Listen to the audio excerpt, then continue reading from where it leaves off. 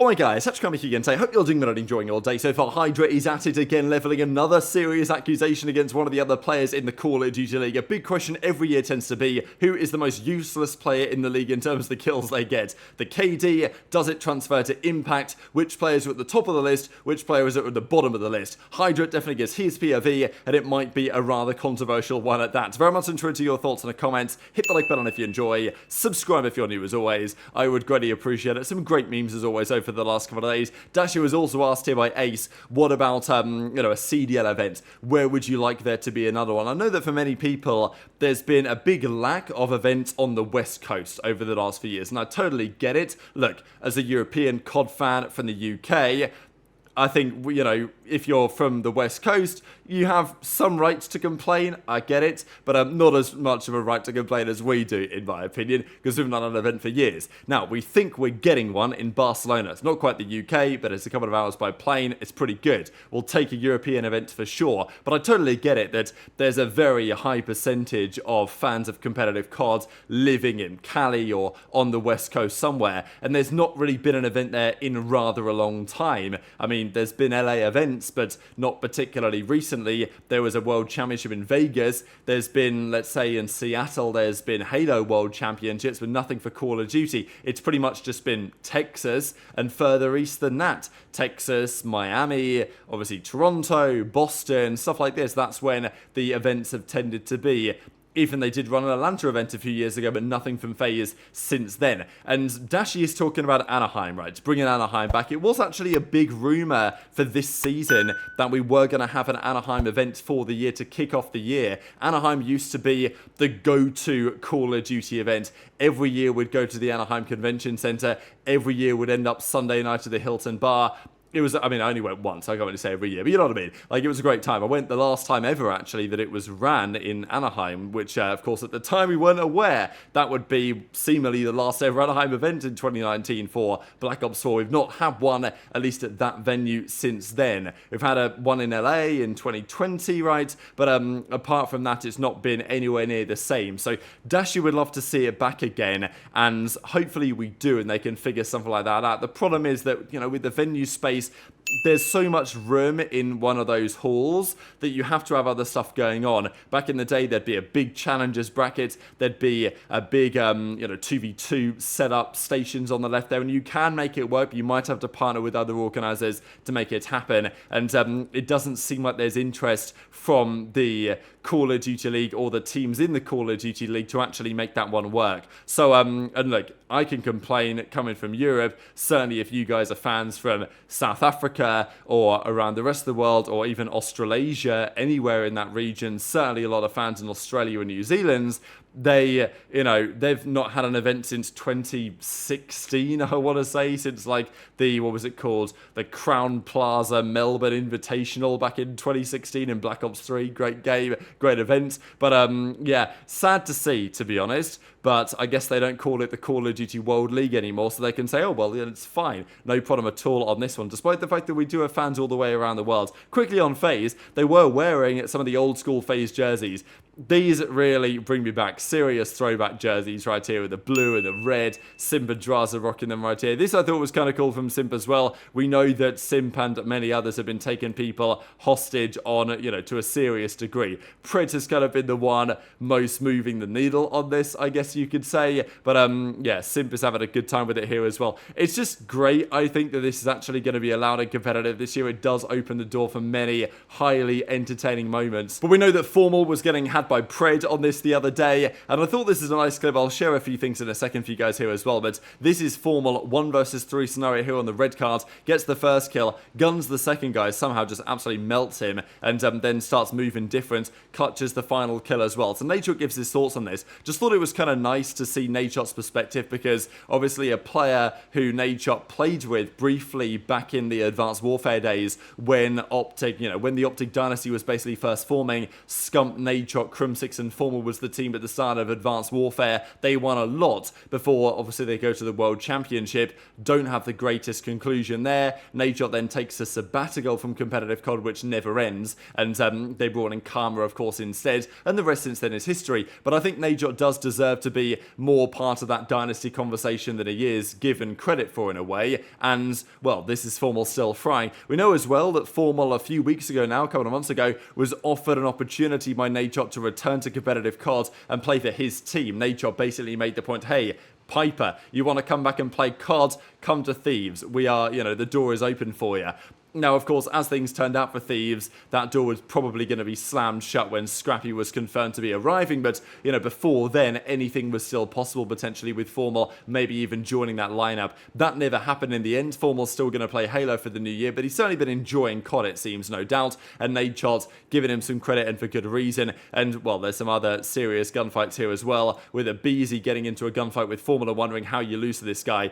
It's funny because Dashy and many others have made the point a while ago, like Formal, in terms of when he's on the map as another AR, it's just insane. Like, he has aura on the map, I think is the only way that people really describe it, is that when you see Formal, you get kind of scared. When you realize you're in a gunfight with Formal, it ain't going to end well most of the time. And that is still true. Like, he still strikes fear into the heart of opposition, even to this day. I think it's often a personality thing. It's skill, but it's just like the way Formal's so ice cold. So aBeZy gets absolutely clapped here. Now, of course, the SMGs will use this as an excuse to get the SMGs, or I don't know, get the ARs banned or something. But I think since the latest patch update, they are more balanced, the Jackal and the ARs that are used. But I wanted to share a couple of clips here again from the KSUN 50k tournament, because this one was especially interesting. We talk about this relatively frequently, right, in COD League discussions. Who's the easiest kill? Or I guess from HyDra's perspective, what he goes on to suggest is who's the easiest kill in terms of who has the least impact on the map, right? He might not have a poor KD necessarily, but a player that just doesn't do that much with their kills. So, well, HyDra was given the question of this one, and the easiest kill is always, baiting engagements a little bit, but HyDra just comes straight for the neck. I mean, there's no messing around here at all. He takes about 2-3 seconds to think about it, then he drops his answer. Chance disagrees. What do you guys think in the comments? I'm behind them all. I'm behind them all. Behind them all. Oh, I'm dead. I'm bomb. Jay, one shot on me. Two doors. Nice. Holy fuck. How weak was that guy? right? I love the pace that Matt moves at. He don't give a fuck about none of the doors. That man is moving. Yeah. Let's go, Formal. Oh my god. One's close, Ahsoka. Okay, I'm coming back to Gen B. doors, good trade.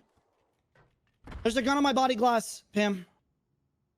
Wait, they could be all the way. Yeah, behind us. Dude, Matt, more shot and gens.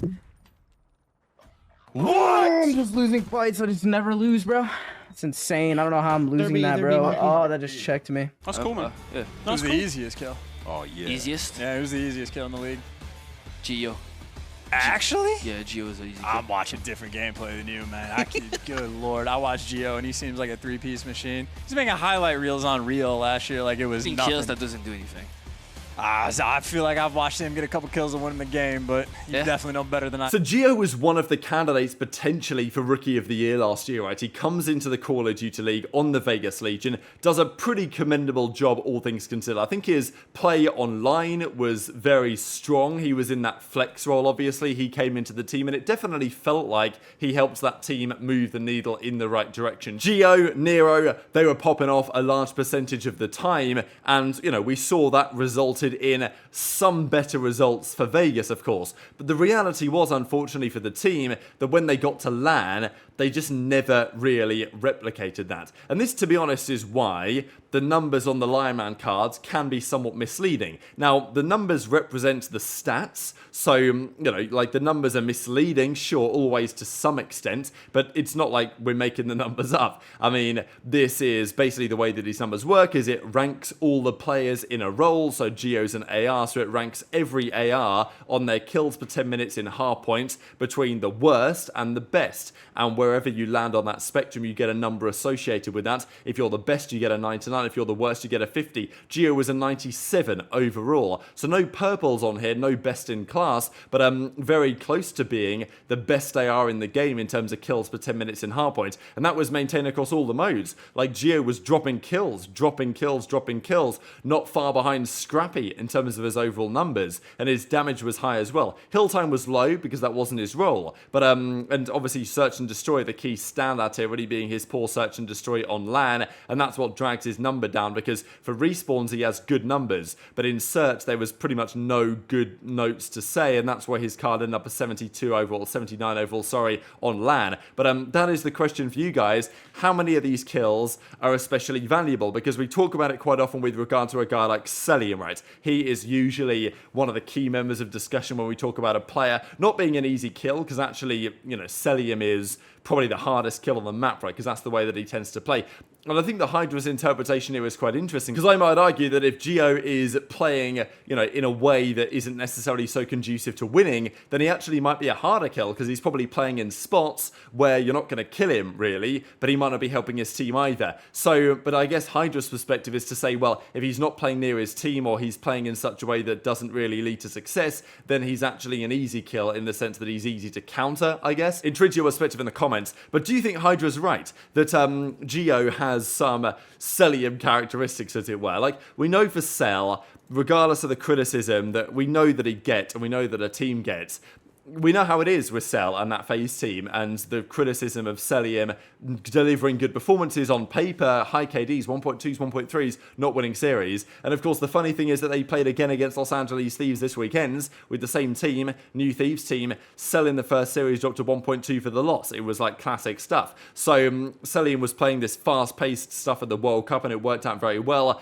You know, here it didn't really work out so well. And this is always the question with Coach Crowder, right? It's like, oh, Crowder's the GOAT, Crowder's the GOAT, greatest of all time coach, whatever. That's the debate. But, of course, you never really know. How do you read into how impactful Crowder actually is when, arguably, you've still got the team playing the same way that's been criticised heavily? Is it the same story for Geo? Not so sure. But, look, I'll take HyDra's word at least to some degree on this one. The interesting thing, of course, is that Geo is going to be back. He is joining the Minnesota Rocket for the upcoming season. They've confirmed their team. Geo, Nero, back at it again as a duo. Was on Vegas before. Now they're on, of course, the new Rocket team. And I kind of like it. You know, Estriel, Porlex, Geo, Nero, Poison. I've said that there's some upsides here, but certainly in terms of leadership. And I think that, like, if Geo is a player that has tendencies to play in such a way that his kills don't matter, as HyDra seems to imply, which, you know, is not going to be fully true, but maybe is true more than some other players, at least in HyDra's opinion, playing against him last year.